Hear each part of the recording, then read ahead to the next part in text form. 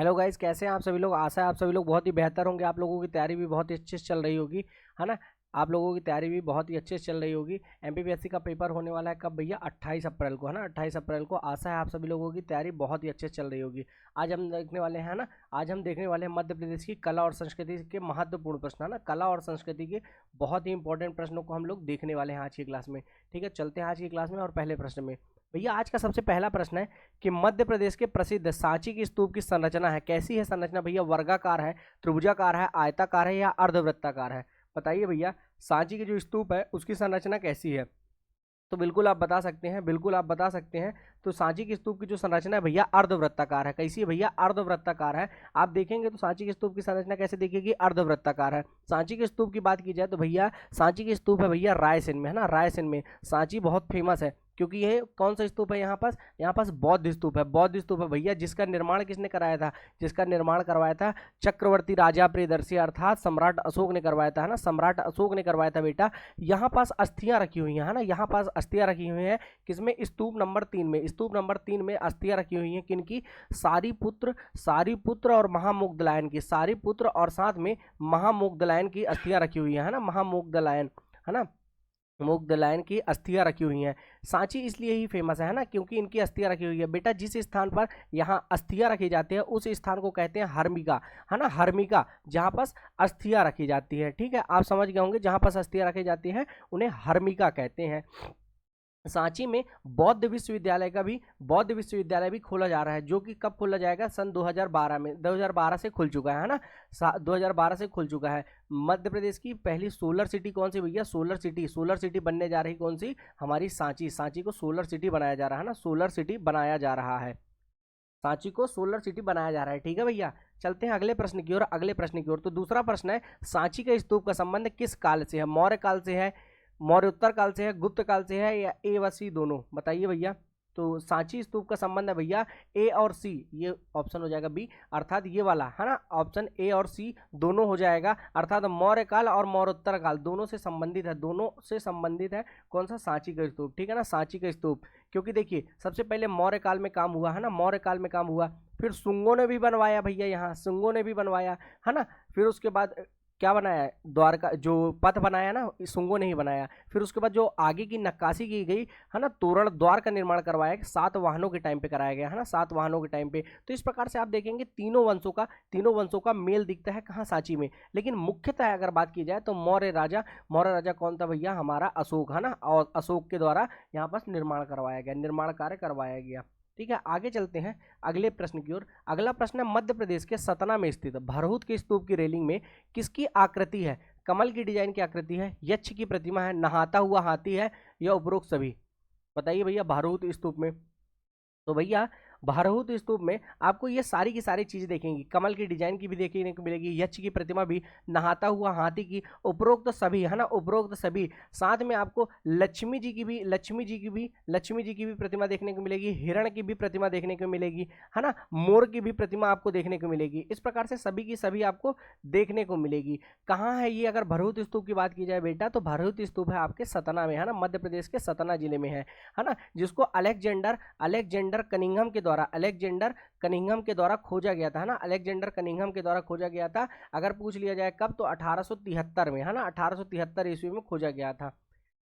आगे चलते हैं अगले प्रश्न की ओर। अगला प्रश्न है, भरहुत का स्तूप के संदर्भ में कौन सा कथन असत्य है? स्तूप में रंगहीन बलुआ पत्थर का प्रयोग हुआ है, स्तूप की रेलिंग सादगी का प्रतीक है, स्तूप का विकास अशोक के काल में हुआ है या उपरोक्त सभी? तो बिल्कुल इसका उत्तर होगा भैया उपरोक्त सभी, है ना, उपरोक्त सभी।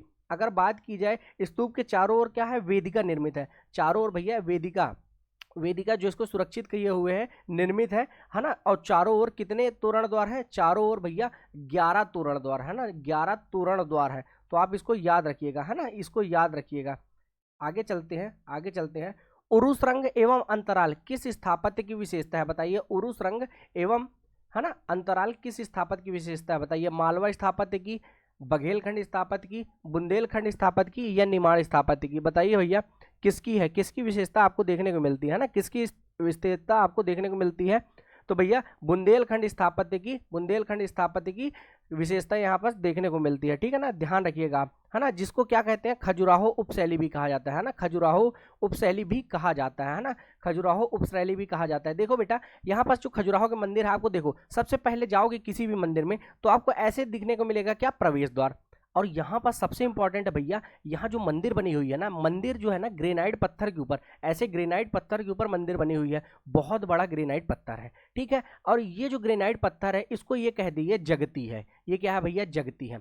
फिर आप क्या, जगती है, फिर प्रवेश द्वार मिल गया, फिर आपको मिलेगा एक मंडप, मंडप के बाद मिलेगा आपको अर्धमंडप, है ना, अर्धमंडप, मंडप, फिर महामंडप मिलेगा आपको, बड़ा सा मंडप, है ना। फिर उसके बाद आपको मिलेगा यहाँ पास गर्भगृह मिल जाएगा, गर्भगृह के चारों ओर आप परिक्रमा लगाएंगे तो उसको क्या बोलेंगे, प्रदक्षिणा पद बोलेंगे। क्या बोलेंगे भैया, प्रदक्षिणा पद बोलेंगे। प्रदक्षिणा पद के ऊपर यहाँ पास देखेंगे जो गर्भगृह के सबसे ऊपर रहती है ऐसी आकृति, तो उसको बोलते हैं शिखर। शिखर के ऊपर आप देखेंगे ऐसे गोल आकृति रहती है, उसे कहते हैं आमलक। क्या बोलते हैं बेटा, आमलक। आमलक के ऊपर बेटा यहाँ पास लगा रहता है गुम्बज, और गुम्बज के जस्ट ऊपर रहता है ऐसे हमारा ध्वज, है ना। तो इस प्रकार से मंदिर की आकृति की शैली देखने को मिलेगी। और क्या विशेषता है खजुराहो की, तो लैटिन क्रॉस पद्धति पर बनी, भैया लैटिन क्रॉस पद्धति पर बनी हुई है मंदिर। मंदिर इसलिए फेमस है क्योंकि काम वासना पर आधारित है ना, काम वासना पर आधारित है, अर्थात कौमुक मुद्रा में मूर्तियों की जो शैली है कौमुक मुद्राओं में बनी है ना, कौमुक शैली में बनी हुई है ना।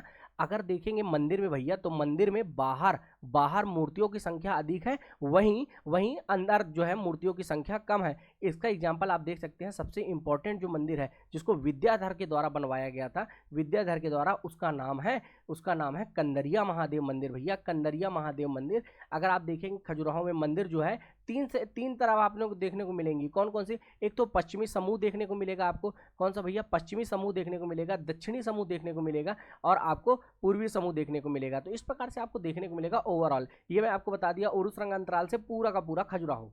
चलिए अगले प्रश्न में चलते हैं।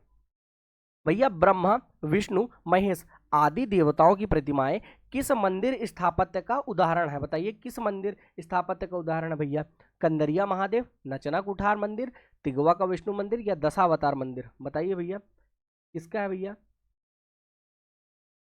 तो बिल्कुल सही उत्तर होगा भैया कंदरिया महादेव मंदिर, है ना। स्थापत्य का, किन देवताओं के स्थापत्य का उदाहरण भैया, कंदरिया महादेव मंदिर के स्थापत्य का। आगे चलते हैं। अमेरिका में बिकने वाली मूर्ति राम दरबार के मूर्तिकार कौन है भैया, राम दरबार के मूर्तिकार, मिथिलेश शुक्ल, विनोद तिवारी, मुकेश यादव, या दिनेश शर्मा, बताइए भैया। तो भैया उनका नाम है भैया दिनेश शर्मा, है ना, दिनेश शर्मा, जो कि किस प्रकार की मूर्ति बनाते हैं भैया, पीतल की मूर्ति बनाते हैं भैया। ये ध्यान रखिएगा, किसकी मूर्ति बनाते हैं, आपसे पूछ लिया जाएगा, पीतल की मूर्ति बनाते हैं, है ना, पीतल की मूर्ति बनाते हैं, जो कि विश्वविख्यात है ना, विश्वविख्यात है। अगला प्रश्न है, प्रेम और विरह में पड़ी स्त्री का चित्र किन गुफाओं की चित्रकारी को प्रदर्शित कर रहा है, बताइए भैया किन गुफाओं की चित्रकारी को प्रदर्शित करता है या दर्शाता है, उदयगिरी की गुफा, बाघ की गुफा, मारा की गुफा, या पांडव की गुफा, बताइए भैया। तो बिल्कुल सही उत्तर है भैया बाघ की गुफा, है ना, बाघ की गुफा, जो कि कहाँ है भैया, धार में है। इसको खोजा किसने था भैया, डेंजर फील्ड के द्वारा। तो बाघ के दांत क्या होंगे भैया, बहुत धारदार होंगे, बाघ के दांत क्या होंगे भैया, बहुत धारदार होंगे। तो इस ट्रिक से आप याद रख सकते हैं। कब खोजा गया था बेटा, अगर पूछ लिया जाए तो बता देना, 1818 में खोजा गया था। कब खोजा गया था, 1818 में खोजा गया था, है ना। बाघ की गुफा में कुल कितनी गुफा है भैया, तो 9 गुफा है। कितनी गुफा है बेटा, अगर पूछ लिया जाए तो बता देना 9 गुफा है ना। और इसको बाघ की गुफाओं की चित्र अजंता की गुफा 1 और 2 चित्रकलाओं के समान है। गुफा नंबर 1 और 2 क्या है भैया, अजंता की गुफा से इसका कंपैरिजन किया जाता है, अर्थात तुलना अगर पूछ लिया जाए ना, अजंता की गुफा से किस गुफा की तुलना की जाती है, तो मध्य प्रदेश की धार के बाघ की गुफा से तुलना की जाती है भैया। अगला प्रश्न है, बोधिसत्व पद्मपाणि का चित्र किन गुफाओं की विशेषता है, पांडव की गुफा, बाघ की गुफा, मारा की गुफा, या भेड़ाघाट की गुफा। बोधिसत्व पद्मपाणि, बताइए भैया।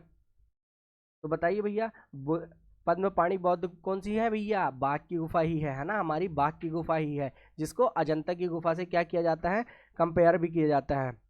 गुफा नंबर 4 जो है ना भैया बाघ की गुफा में, गुफा नंबर 4 उसे क्या कहा जाता है बेटा, रंग महल गुफा कहा जाता है। क्या कहा जाता है, रंग महल कहा जाता है। तो ध्यान रखिएगा, रंग महल किसे कहा जाता है, गुफा नंबर 4 को कहा जाता है। अगले प्रश्न की ओर चलते हैं भैया। अब यहाँ से प्रारंभ हो गया आपका मध्य प्रदेश का दूसरा कल्चर, बोले तो लोक गायन। क्या भैया, लोक गायन या लोकगीत भी से कहते हैं आप, है ना, लोक गायन या लोकगीत। बताइए भरथरी किस क्षेत्र का लोक गायन है, निमाड़, मालवा, बघेलखंड या बुंदेलखंड, बताइए भैया। तो बिल्कुल सही उत्तर होगा भैया मालवा का, है ना, मालवा का। देखिए शाम के समय तो संध्या गीत भी यहीं का है। शाम के समय लोग क्या होते हैं ना भैया, भड़बड़ाने लगते हैं, अर्थात भरथरी गीत, है ना, भरथरी गीत यहीं का है। अब शाम के समय लोग भड़बड़ाने लगते हैं तो क्या होता है भैया, पानी गिरता है तो बरसात आती है ना, पानी अर्थात बरसात, तो बरसाती वार्ता भी यहीं का लोकगीत है ना, बरसाती वार्ता भी यहीं का लोकगीत है। तो इस प्रकार से आप याद रख सकते हैं कुछ गानों को। चलिए आगे चलते हैं। सूरज भाई खांडे का संबंध किस लोक गायन से है, निमाड़, बुंदेलखंड, भरथरी या बघेलखंड, बताइए भैया। सूरज भाई खांडे का संबंध किससे संबंधित है भैया? तो बिल्कुल सही उत्तर होगा भैया भरथरी गायन से, है ना, भरथरी लोक गायन से संबंधित है सूरजबाई खांडे, है ना, सूरजबाई खांडे। अब देखिए भरथरी गायन में किस किस वाद्य यंत्रों का उपयोग होता है, तो देखिए भैया इसमें हारमोनियम भी होगा, क्या होगा बेटा, इसमें हारमोनियम भी होगा भैया, हारमोनियम के साथ साथ में बांसुरी भी होगी, है ना, बांसुरी की सुरीली स्वर भी यहीं पास आपको देखने को मिलेगी, साथ में तबला भी होगा, और तबला है तो भैया मंजीरा तो होना ही मांगता भैया, तो मंजीरा भी होगा। तो ये क्या है, इसके वाद्य यंत्र है। अगले प्रश्न की ओर चलते हैं। श्री प्रहलाद सिंह किस लोक गायन हेतु प्रसिद्ध है, बरसाती वार्ता, फाग गायन, नाथपंथी गायन या निर्गुणी गायन, तो बताइए भैया। तो भैया कबीर के भजन गाते हैं भैया ये, तो कबीर के भजन गाते हैं तो कौन सा होगा भैया, निर्गुणी गायन, है ना, निर्गुणी गायन। इनका किससे संबंध है भैया, तो निर्गुणी गायन से संबंधित है ना, जो कि कबीर के भजन गाते हैं। क्या गाते हैं भैया, कबीर के भजन गाते हैं, है ना, कबीर के भजन गाते हैं। अगले प्रश्न की ओर चलते हैं, अगले प्रश्न की ओर। तो अगला प्रश्न हमारा, अगला प्रश्न देखिए क्या है कि निम्न में से कौन सा लोक गायन मालवा क्षेत्र से संबंधित है ना, मालवा क्षेत्र से संबंधित आपको बताना है। आला गायन, बसदेवा गायन, गरबा गरबी गायन या संजा गीत, तो बिल्कुल सही उत्तर है भैया संजा गीत। मैंने आपको ट्रिक बताई ही थी ना, है ना, संजा गीत, बरसाती वार्ता, भरथरी गायन, ये सभी के सभी कहाँ के हैं भैया, मालवा के लोक गायन है ना, मालवा के लोक गायन है। जो कौन गाता है भैया, यहाँ की जो कुंवारी कन्याएं है ना, जो किशोरियां हैं, है ना, किशोरियों के द्वारा गाया जाता है, ठीक है ना, किशोरियों के द्वारा। पितृपक्ष में कैसे, पितृपक्ष में भैया शाम के समय गाते हैं ये, पितृपक्ष में शाम के समय, है ना, शाम के समय किशोरियों द्वारा गाया जाता है। और भैया इसमें वाद्य यंत्र नहीं होता कोई सा, है ना, बिना वाद्य यंत्र के करते हैं ये। चलिए अगला प्रश्न की ओर। मालवा क्षेत्र में हिण गायन की प्रथा किस माह में आयोजित होती है, श्रावण माह में, फाल्गुन में, भाद्रपद में या इनमें से कोई नहीं, बताइए भैया। तो भैया श्रावण मास में, है ना, श्रावण मास में। और मुख्य ये है कि इसमें किसके द्वारा किया जाता है, तो अहीरों के द्वारा, है ना, अहीरों के द्वारा किया जाता है, ये अहीरों के द्वारा किया जाता है ये लोक आख्यान, ठीक है ना। दीपावली, नवरात्रि, है ना, जन्माष्टमी, ये सारे के सारे फेस्टिवल में किया जाता है, ठीक है ना। दीपावली आप देख लीजिए, फिर गोवर्धन पूजा देख लीजिए, है ना, गोवर्धन पूजा देख लीजिए, फिर उसके बाद नवरात्रि देख लीजिए, ये सारे के सारे फेस्टिवल में किया जाता है, ठीक है ना। अगला प्रश्न है, निम्न में से कौन सा लोक गायन गद्य और पद्य दोनों शैली में गाया जाता है, बरसाती वार्ता, गरबा गरबी या लोकगीत, गरबा गरबी लोकगीत या बिरहा गायन, बताइए भैया किस में गाया जाता है। तो बिल्कुल सही है भैया बरसाती वार्ता, है ना, बरसाती वार्ता जो गद्य और पद्य दोनों शैली में गाया जाता है। यह कौन सी है भैया, चंपू काव्य शैली, चंपू काव्य शैली। और चंपू काव्य शैली का जनक किसे कहा जाता है भैया, राजा भोज, राजा भोज, क्योंकि इन्होंने इस पे क्या लिखा है भैया, ग्रंथ लिखा है। ये वही राजा भोज है जिनके दरबार में 500 से भी अधिक विद्वान हुआ करते थे, है ना, 500 से भी अधिक क्या हुआ करते थे भैया, विद्वान हुआ करते थे। अगला प्रश्न है, निम्नलिखित में से कौन सा लोक गायन निमाड़ क्षेत्र से संबंधित है, बसदेवा गायन, बिरहा गायन, नाथपंथी गायन या संजा गायन, बताइए भैया किसका संबंध है, किसका संबंध है भैया निमाड़ के लोक गायन से। तो भैया नाथपंथी गायन, है ना, नाथपंथी गायन का संबंध है भैया निमाड़ से, है ना, निमाड़ से संबंध है भैया नाथपंथी गायन का, नाथपंथी गायन का संबंध है। अगले प्रश्न की ओर चलते हैं। कलगी तुर्रा लोक गायन, है ना, कलगी तुर्गा लोक गायन मध्य प्रदेश के किस क्षेत्र में गाया जाता है, बुंदेलखंड में, निमाड़ी में, बघेलखंड में या इनमें से कोई नहीं। तो भैया कलगी और तुर्रा निमाड़ में गाया जाता है, जो कि किसको समर्पित है भैया, शिव और शक्ति को समर्पित है ना, शिव और शक्ति को समर्पित है, ठीक है ना, शिव और शक्ति को समर्पित कौन सा लोक गायन भैया निमाड़ में प्रचलित है, जो कि कलगी तुर्रा, ठीक है। अगला प्रश्न है, निम्न में से किस लोक गायन में अखाड़े होते हैं, नाथपंथी गायन में, कलगी तुर्रा में, संत सिंगा जी गायन में या गरबा गरबी में। भैया अखाड़े तो एक ही चीज में होंगे, कलगी तुर्रा में, कलगी और तुर्रा इसमें दो अखाड़े होते हैं, एक कलगी का होता है, एक तुर्रा का होता है। और ये दोनों के बीच में, ये दोनों के बीच में जो गुरु होता है ना भैया, उसको उस्ताद कहा जाता है। क्या कहा जाता है, उस्ताद कहा जाता है। क्या कहा जाता है, उस्ताद। अगला प्रश्न है, मृदंग और झांझ के साथ उच्च स्वर में गाया जाने वाला लोक गायन है आल्हा गायन, बिरहा गायन, संध्या गीत या संत सिंगा जी भजन। बताइए भैया कौन सा है? तो भैया संत सिंगा जी भजन जो है ना भैया उच्च स्वर में गाया जाता है। किस में गाया जाता है भैया? उच्च स्वर में गाया जाता है ना, उच्च स्वर में। और किसके साथ गाया जाता है भैया? मृदंग और झांझ के साथ, है ना, मृदंग और झांझ के साथ। अगला प्रश्न है, निमाड़ क्षेत्र में गाया जाने वाला मसाणिया लोकगीत किस अवसर में गाया जाता है ना, जिसे काया खोज भी कहते हैं ना, मसाणिया या काया खोज। विवाह में, उत्सव में, मृत्यु में या युद्ध में। बताइए भैया कब गाया जाता है मसाण्य गायन, है ना, मसाण्य आपसे पूछा जा रहा है। भैया ये मृत्यु गीत है ना, मृत्यु गीत है ये, है ना, मृत्यु गीत है ये किस लिए गाया जाता है निमाड़ में भैया? निमाड़ में इसलिए गाया जाता है कि इससे आत्मा की अमरता बनी रहे। क्या हो भैया? आत्मा की जो है ना अमरता बनी रहे, इसलिए इसका प्रचलन किया जाता है, इसका प्रचलन है ना, इसका प्रचलन है ना, मसाण्य या काया खोज जिसे कहते हैं। अगला प्रश्न है भैया, गरबा गरबी लोक गायन किस क्षेत्र में प्रचलित है? बघेलखंड, बुंदेलखंड, मालवा या निमाड़। बताइए भैया गरबा गरबी किस क्षेत्र में प्रचलित है? तो भैया बिल्कुल सही उत्तर होगा भैया निमाड़ में प्रचलित है ना, है ना, निमाड़ में प्रचलित है, जो कि क्या है भैया? स्त्री परक है ना, स्त्री परक है, स्त्री परक है। जबकि गरबी जो होता है ना, गरबी जो होता है भैया, गरबी, गरबा तो स्त्री परक हो गई, लेकिन जो गरबी होता है ना भैया ये पुरुष प्रधान है ना, इसमें क्या है? ये क्या है? ये पुरुष प्रधान है भैया, ये आपको याद रखना है। कौन सा भैया? पुरुष प्रधान है। अगला प्रश्न भैया, आल्हा गायन के प्रमुख वाद्य यंत्र क्या है? सितार, तबला, बांस, चिंकारा, ढोलक, नगाड़े या उपरोक्त सभी। बताइए भैया तो कौन सा भैया? ढोलक नगाड़े। हमारे यहाँ इसको बोलते हैं बघेलखंड में, बघेलखंड में भी होता है, क्योंकि बघेलखंड में भी होता है तो ढोलक और टिमकी बजती है वहाँ। नगड़िया को क्या बोलते हैं भैया? टिमकी बोलते हैं, टिमकी, है ना, तो ध्यान रखिएगा। इसमें क्या होता है भैया? आलाखंड, आलाखंड के रचयिता कौन हो गए भैया? जिसके परमल रासो, है ना, परमल रासो, परमल रासो, है ना, जिसको किसने लिखा है भैया? जगनी के लिए लिखा है, जगनी। और आपको बताया जाए तो इसका अनुवाद किसने किया अंग्रेजी में? बताइए भैया? Charles Elliot. किसने? चार्ल्स एलियट ने किया है। किसने भैया? चार्ल्स एलियट ने, चार्ल्स एलियट ने। चलिए चलते हैं अगले प्रश्न की ओर। बुंदेलखंडी लोकगीत लमटेरा को अन्य नाम से जाना जाता है ना। बताइए भोला गीत, बम्बुलिया, बिरहा या ए और बी दोनों। तो बुंदेलखंड का लोकगीत है भैया। मालवा से निकले तो भैया बुंदेलखंड में पहुंचे, है ना, तो बताइए कौन से गीत के साथ पहुंचे? भोला गीत और बम्बुलिया के साथ पहुंचे, है ना, भोला गीत और बम्बुलिया के साथ पहुंचे। ठीक है ना, भोला गीत और बम्बुलिया के साथ पहुंचे। अगला प्रश्न है, निम्न में से किस लोकगीत में महाभारत की कथाएं गाई जाती है? जगदेव गायन में, देवारी गायन में, बैराट गायन में या बसदेवा गायन में। बताइए भैया महाभारत की कथाएं किस में गाई जाती है? तो बैराटा गायन में, बैराट या बैराटा गायन में गाई जाती है ना, जिसमें क्या होता है भैया? महाभारत की कथाएं प्रचलित होती है ना, महाभारत की कथाएं प्रचलित होती है, जो कि कहाँ होती है भैया? बुंदेलखंड में होती है, हमारे बुंदेलखंड। बुंदेलखंड क्या है भैया? अपनी संस्कृति को सजोए रखता है ना, अपनी संस्कृति को सजोए रखता है। निम्न में से किस लोकगीत की विषय वस्तु राधा कृष्ण प्रेम के प्रेम प्रसंग में आधारित है? बताइए राधा कृष्ण के प्रेम प्रसंग पे आधारित है भैया? देवारी गायन, बैराट गायन, बिरहा गायन या बसदेवा गायन। तो बताइए भैया।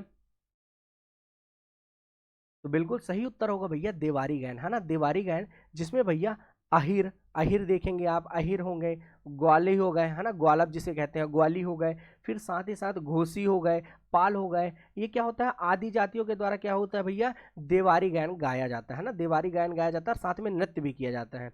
अगला प्रश्न, निम्न में से कौन सा एक बुंदेलखंडी लोकगीत है? पंडवानी, बांस गीत, बरसाती वार्ता या जगदेव का पुआरा। बताइए भैया कौन सा है जो कि बुंदेलखंडी लोकगीत है? बताइए फटाफट बताइए। बुंदेलखंडी लोकगीत है तो बिल्कुल सही है भैया, जगदेव का पुआरा, है ना, जगदेव का पुआरा बुंदेलखंडी लोकगीत है। और हरदौल की मनौती भी यहाँ बहुत ज़्यादा फेमस है। कौन सी भैया? हरदौल की मनौती। अगर कहा जाए भैया किसी भी शुभ काम को करना है तो सबसे पहले उसी का नाम लिया जाता है जिसका नाम है हरदौल, है ना, हरदौल, हरदौल मामा कहा जाता है ना, हरदौल मामा कहा जाता है। बुंदेलखंड के साथ में बघेलखंड में भी पूछा जाता है भैया। फाग गीत किस क्षेत्र में प्रचलित है? बघेलखंड, निमाड़, बुंदेलखंड या उपरोक्त सभी। फाग भैया, फाग अर्थात आने वाली आ ही गई है भैया फाग, है ना। कब खेली जाएगी होली? कब खेली जाएगी भैया? 24-25 मार्च को खेली जाएगी होली, अर्थात आ चुकी है फाग। और फाग बोले जाए तो घेर कहाँ की फेमस है? इंदौर की फेमस है। बहुत ही जल्दी आप देखिएगा विश्व विख्यात तो हो ही चुकी है। देखिएगा कहाँ कहाँ से लोग आएंगे। इंपॉर्टेंट ये नहीं कि इंदौर में गेर खेली जाती है, इंपॉर्टेंट ये है भैया कि 2 से 3 बजे तक गेर खेली जाती है। उसके बाद आप देखिए इंदौर नगर निगम का काम, इंदौर नगर निगम का काम देखिए भैया 3 घंटे के अंदर, 3 से 4 घंटे के अंदर इतने एक्टिव है वहाँ के कर्मचारी भैया कि पूरा का पूरा इंदौर को साफ कर देते हैं, पूरे के पूरे इंदौर को क्या कर देते हैं भैया, साफ कर देते हैं। आप समझ लीजिए आप कितने शानदार वर्कर हैं वहाँ के, है ना, कितने एक्टिव हैं। हरदौल की मनौती लोकगीत किस क्षेत्र में प्रचलित है, मैंने आपको अभी बताया, बुंदेलखंड, बघेलखंड, मालवा, या ए और बी दोनों, तो बिल्कुल सही है ए और बी। कोई भी शुभ काम करना हो तो भैया सबसे पहले याद किया जाता है किसको भैया, हरदौल को, हरदौल को याद किया जाता है ना, हरदौल को याद किया जाता है, जिन्होंने जिन्होंने अपनी भाभी की लाज बचाने के लिए स्वयं को कुर्बान कर दिया भैया। इसीलिए इतिहास में नाम तभी होता है जब आप स्वयं का त्याग करते हैं, है ना, स्वयं का त्याग करते हैं, अपनी चीजों को चाहते हुए भी छोड़ते हैं, है ना। तो ऐसा होना चाहिए, त्याग होना चाहिए जिंदगी में। बघेलखंड में प्रचलित लोकगीत बसदेवा किस जाति द्वारा गाया जाता है, मोरध्वज द्वारा, हरबोले द्वारा, मनौती द्वारा, या भील द्वारा। तो बताइए जी भैया, बघेलखंड में जो प्रचलित है लोकगीत बसदेवा किसके द्वारा गाया जाता है, तो भैया हर बोले जाति के द्वारा गाया जाता है ना, हर बोले के द्वारा पारंपरिक रूप से गाया जाता है ना। इसमें क्या होता है भैया, श्री कृष्ण की जो मूर्ति है ना भैया, श्री कृष्ण की जो मूर्ति है, श्री कृष्ण की जो मूर्ति है उसको सिर पर रखकर क्या करते हैं भैया, चलते हैं, श्री, है ना, चलते हैं और क्या करते हैं भैया, कथा का गायन करते हैं, है ना, कथा का गायन करते हैं बेटा, है ना, कथा का गायन करते हैं। और याद रखिएगा श्री कृष्ण को पसंद था कौन सा, पीला वस्त्र, और कौन सा वस्त्र पहनते हैं भैया, पीला वस्त्र पहनते हैं, है ना, पीला वस्त्र पहनते हैं। अगला बड़ा इंपॉर्टेंट प्रश्न है कि बिरहा गायन किस खेल से संबंधित है, बुंदेलखंड, है ना, बघेलखंड, निमाड़, या मालवा। बताइए भैया कहाँ से संबंधित है ना, कहाँ से संबंधित है, तो भैया ये है बघेलखंड से संबंधित, है ना, बिरहा गायन का संबंध है बघेलखंड से संबंधित, जो कि सभी जातियों द्वारा गाया जाता है ना, सभी जातियों द्वारा। और कैसा होता है भैया, इसकी शैली कैसी होती है भैया, तो प्रश्नोत्तर शैली में होता है, ये प्रश्नोत्तर शैली में होता है ना, प्रश्नोत्तर शैली में होता है, ठीक है। और स्त्री और पुरुष समूह में करते हैं भैया, स्त्री और पुरुष क्या करते हैं भैया, समूह में करते हैं इसको। तो इस प्रकार से आप याद रखिएगा बिरहा गायन को। बघेलखंड में प्रचलित जो फाग गायन है उसमें मुख्य भागीदारी किसकी होती है, स्त्री की, पुरुष की, या समूह की, इनमें से कोई नहीं। तो भैया हमारे जो बघेलखंड है ना वहाँ होता है भैया पुरुष के द्वारा। कैसे भैया, पुरुष के द्वारा, और ढोलक और टिमकी में होता है भैया, नगड़िया को बोलते हैं टिमकी, है ना, स्थानीय भाषा में बोलते हैं टिमकी, या नगड़िया ले लीजिए आप, नगड़िया ले लीजिए। तो इसमें होता है भैया, है ना, फाग गायन, है ना, फाग गायन। अगला प्रश्न है भैया, प्रसिद्ध लोक गायक तीजन बाई का संबंध किस लोकगीत से है ना भैया, बताइए जो तीजन बाई जी हैं, है ना, तीजन बाई का संबंध किससे है, आला गायन से, बिरहा गायन से, पंडवानी गायन से, या घोटुल पाटा से। बताइए भैया तीजन बाई का जो संबंध है किससे संबंधित है भैया, तीजन बाई। तो बिल्कुल सही है भैया, पंडवानी लोक गायन से, है ना, पंडवानी लोक गायन से संबंध है हमारी तीजन बाई, है ना। बांस लोकगीत किस क्षेत्र में गाया जाता है ना, बांस लोकगीत जो है भैया किस क्षेत्र में गाया जाता है, आप तो फट से बता दीजिए भैया किस क्षेत्र में गाया जाता है आखिर, बुंदेलखंड में, बघेलखंड में, मालवा में, या उपरोक्त सभी में। बताइए भैया जो बांस लोकगीत है वो किस क्षेत्र में गाया जाता है, तो बिल्कुल सही उत्तर होगा भैया बघेलखंड में गाया जाता है ना। इसमें क्या होता है कि जो मोरध्वज एवं कर्ण की गाथा है ना, जो मोरध्वज है, मोरध्वज, मोरध्वज आप जानते हैं जिसने अपने पुत्र को बेटा, अपने पुत्र को आरे से चीरकर अपने आप को स्वर्ग की प्राप्ति की थी, है ना, आरे से चीरकर, है ना। और कर्ण, मोरध्वज और कर्ण की जो गाथा है ना, गाथा है उसी पर आधारित ये होता है, उसी पर क्या होता है भैया, ये आधारित होता है। तो इसको आप याद रखिएगा, है ना, आधारित होता है। और जब इनकी पराक्रम की बात चल रही है तो भैया ये किस स्वर में गाया जाएगा, तो बेटा ये उच्च स्वर में गाया जाएगा, है ना, उच्च स्वर में गाया जाएगा और कथा का रूप होगा। निम्न में से कौन सा बघेलखंड में जनजातियों द्वारा गाया जाने वाला एक गीत है, फाग, सीदेव, बिरहा, या रेलो गीत। बताइए भैया जनजातियों द्वारा कौन सा गाया जाता है, तो भैया सीदेव लोक गायन, है ना, सीदेव लोक गायन जो है ना विभिन्न जनजातियों द्वारा गाया जाता है ना, विभिन्न जनजातियों द्वारा गाया जाता है। और कैसा भैया, पारंपरिक जो उत्सव होते हैं ना, पारंपरिक जो लोक उत्सव होते हैं ना उन्हीं में गाया जाता है भैया, पारंपरिक लोक उत्सव में, है ना। और वाद्य यंत्र पूछा जाए तो बहुत सारे वाद्य यंत्र चलते हैं भैया, इसमें बहुत सारे वाद्य यंत्र। निम्न में से कौन सा लोकगीत बघेलखंड क्षेत्र से संबंधित है, बरसाती वार्ता, बेरायट, बंडवानी, या बरथरी। बताइए भैया बघेलखंड से संबंधित, है ना, बघेलखंड से संबंधित कौन सा लोकगीत है, तो पंडवानी है ना, पंडवानी बहुत ही ज़्यादा इंपॉर्टेंट है ना, पंडवानी बहुत ही ज़्यादा इंपॉर्टेंट है, जिसमें क्या होता है पंडवानी बना ही है भैया पांडवों की लोक गाथा से, है ना, पांडवों की लोक गाथा से ही प्रचलित है ये। अगला प्रश्न है, निम्न में से किस लोक गायक का संबंध पंडवानी लोकगीत से है? शांतिबाई चेलकने, उषाबाई बारले, पुनियाबाई या उपरोक्त सभी? बताइए भैया किनका संबंध है भैया? तो बिल्कुल सही, उपरोक्त सभी, सभी के सभी है भैया। इनमें नाम नहीं लिखा है, नाम नहीं लिखा है तो खूबलाल यादव का नाम नहीं लिखा है। कैसे भैया? खूबा ही गाएंगे पंडवानी, है ना। पुनियाबाई का नाम तो लिखा ही हुआ है, फिर प्रभा यादव का नाम भी नहीं लिखा है ना, प्रभा यादव, जैसे खूबलाल यादव है वैसे प्रभा यादव भी है। फिर एक व्यक्ति और भी हैं जिनका नाम है सोमेश शास्त्री, है ना, सोमेश शास्त्री, ये सब बहुत इंपॉर्टेंट है। और एक और नाम है भैया लक्ष्मी साहू जी, लक्ष्मी साहू जी, ये के सारे बहुत ही इंपॉर्टेंट नाम है। अगला प्रश्न है, वेदमती शैली के लोकगीत का संबंध किस लोक गायन से है? आल्हा गायन, निर्गुणी गायन, पंडवानी गायन या घोटुल पाटा? तो भैया किससे संबंध है भैया? पंडवानी गायन से, है ना, पंडवानी गायन से है ना। वेदमती शैली में क्या होता है भैया? इसमें जो वाचक होता है ना, वाचक परंपरा पर आधारित होता है ना, वाचक परंपरा पर आधारित होता है। और इसमें क्या होता है, गायक गायिका वीरासन पर बैठकर, कैसे भैया? वीरासन पर बैठकर क्या करते हैं? पंडवानी गायन करते हैं, है ना, पंडवानी गायन करते हैं। और इसके जो उस्ताद हैं बोले तो जो इनमें महारत हासिल किए हुए हैं उनमें नाम आप याद रखिएगा रेवा राम का, है ना, रेवा राम बहुत ही इंपॉर्टेंट व्यक्ति है ना, रेवा राम बहुत ही इंपॉर्टेंट व्यक्ति है। अगला प्रश्न देखते हैं। तो बेटा अगला प्रश्न है, बघेलखंड का लोकगीत घोटुल पाटा किस अवसर पर गाया जाता है? जो घोटुल पाटा है किस अवसर पर गाया जाता है? विवाह, उत्सव, मृत्यु या जन्म? तो भैया मृत्यु में गाया जाता है। ऐसे ही मैंने आपको क्या कौन सा बताया था? मसाण्या या काया खोज, है ना, मसाण्या या काया खोज बताया था, जो निमाड़ में गाया जाता था। ऐसे ही कोरिलेट करके याद करेंगे तो आपको कभी नहीं भूलेगा जाएगा। मसाण्या या काया खोज भैया कहाँ गाया जाता था? काया खोज, ये दोनों के दोनों ये कहाँ गाया जाता था भैया? निमाड़ में। और घोटुल पाटा भैया बघेलखंड में, है ना, घोटुल पाटा बघेलखंड में। अगला प्रश्न है, आड़ा खड़ा व रजवाड़ी किस क्षेत्र का लोक नृत्य है? बुंदेलखंड, बघेलखंड, मालवी या निमाड़ी? तो बताइए भैया। तो भैया मालवा में गाया जाता है। आड़ा खड़ा कहाँ है भैया? आड़ा खड़ा भैया, आड़ा खड़ा हो गया, साथ में रजवाड़ी हो गया, साथ में भैया मटकी ले लो भैया, मटकी, ये सारे के सारे नृत्य होंगे भैया कहाँ? अपने मालवा में, है ना, अपने कहाँ होंगे भैया? मालवा में। मटकी नृत्य मैंने आपको अभी बताया, मटकी नृत्य बुंदेलखंड, बघेलखंड, निमाड़ या मालवा? तो बिल्कुल सही उत्तर होगा भैया, निसंकोच लगा दीजिए मालवा, निसंकोच लगा दीजिए मालवा, है ना। ढोल टिमकी और डंडे से बजाया जाता है ना, ढोल को किससे बजाया जाता है भैया? किससे? डंडे से बजाया जाएगा भैया, है ना, डंडे से। अगला प्रश्न है, झोला और झालिया किस लोक नृत्य की शैली है? बताइए भैया, झोला और झालिया किसकी शैली है भैया? मटकी की, दादर की, गणगौर की या कि फिर कलसा की? बताइए भैया किसकी शैली है भैया? किसकी शैली है? बता देना है आपको फट से। तो भैया गणगौर की शैली है भैया, झोला और झालिया, है ना, झालिया या झालरिया भी कहते हैं। गणगौर जो कि कब मनाया जाता है भैया? चैत्र नवरात्रि जो कि आने ही वाली है भैया। इस होली के जो अभी आने वाली है होली, होली के 15 दिन बाद क्या आ जाती है भैया? हमारी नवरात्रि आ जाती है ना, नवरात्रि आ जाती है, उसी में कहा जाता है भैया गणगौर, गणगौर पर्व मनाया जाता है।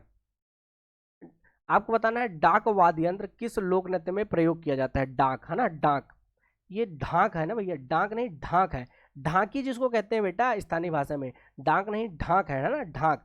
तो मंडलिया में, गणगौर में, काठी में या फिफरिया में? बताइए भैया।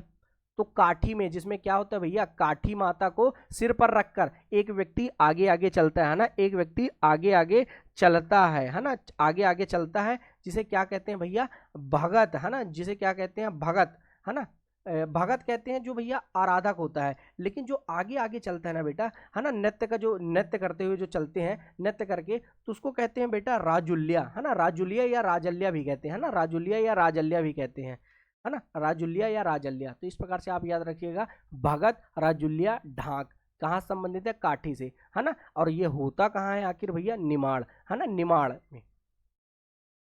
निमाड़ क्षेत्र का फेफरिया लोक नृत्य किस अवसर में किया जाता है भैया? जन्म में, पर्व में, विवाह में या उपरोक्त सभी? बताइए भैया, उत्सव पर्व में करेंगे, विवाह में करेंगे, जन्म में करेंगे, किसमें करेंगे भैया? आखिर तो विवाह में किया जाता है भैया। फेफरिया किसमें किया जाता है? फेफरिया किया जाता है भैया विवाह में। और इसमें जो वाद्य यंत्र होगा ना, तो आपको हैरानी होगी जान के कि फेफरिया वाद्य यंत्र में ही किया जाता है। किसमें भैया? फेफरिया वाद्य यंत्र में ही किया जाता है ये। आपको बताना है मांडलिया किस क्षेत्र का लोक नृत्य है, बुंदेलखंड, मालवा, बघेलखंड या निमाड़। तो बिल्कुल सही उत्तर होगा भैया निमाड़। अब मैं आपको एक ट्रिक बता देता हूँ, एक ट्रिक बता देता हूँ निमाड़ के जो लोक नृत्य है उसको याद करने की, बहुत ही शानदार ट्रिक है ना, शानदार ट्रिक। तो देखो भैया, गणगौर थे है ना, गणगौर है ना, गणगौर की काठी थी है ना, और ये मांडलिया रखे हुए थे है ना, मांडलिया, और आड़ा खड़ा कर रहे थे डांस। कौन सा भैया, आड़ा खड़ा डांस कर रहे थे। तो गणगौर की काठी, गणगौर की काठी मंडलिया में आड़ा खड़ा डंडा डंडा फेंक रही थी है ना, फेंक रही से फेफरिया आप याद रख लेंगे। तो गणगौर की काठी मंडलिया में आड़ा खड़ा डंडा फेंक रही थी, ये ऐसे ट्रिक से याद रख सकते हैं। गणगौर नृत्य, काठी नृत्य, मंडलिया नृत्य, आड़ा खड़ा नृत्य, डंडा नृत्य और फेफरिया नृत्य, इस प्रकार से आप याद रख सकते हैं ट्रिक के माध्यम से है ना, ट्रिक के माध्यम से आप याद रख सकते हैं। अगला प्रश्न, निमाड़ क्षेत्र का डंडा नाच मुख्यतः किसके द्वारा किया जाता है, महिलाओं के द्वारा, अहीरों के द्वारा, कृषकों के द्वारा या व्यापारियों के द्वारा। तो भैया किसके द्वारा किया जाता है डंडा नाच, तो बिल्कुल सही उत्तर होगा कृषकों के द्वारा डंडा नाच किया जाता है। तो आज अपन लोग के हो गए 50 क्वेश्चन समथिंग। कल अपन लोग इसी क्लास को आगे बढ़ाएंगे है ना बेटा, और पूरे के पूरे एमसीक्यूज करेंगे। समथिंग 200 एमसीक्यूज मैं लाया हूँ है ना, 200 एमसीक्यूज लाया हूँ कला और संस्कृति से। मिलते हैं नेक्स्ट क्लास में। जय हिंद, जय भारत दोस्तों, धन्यवाद आपका सहारा दें।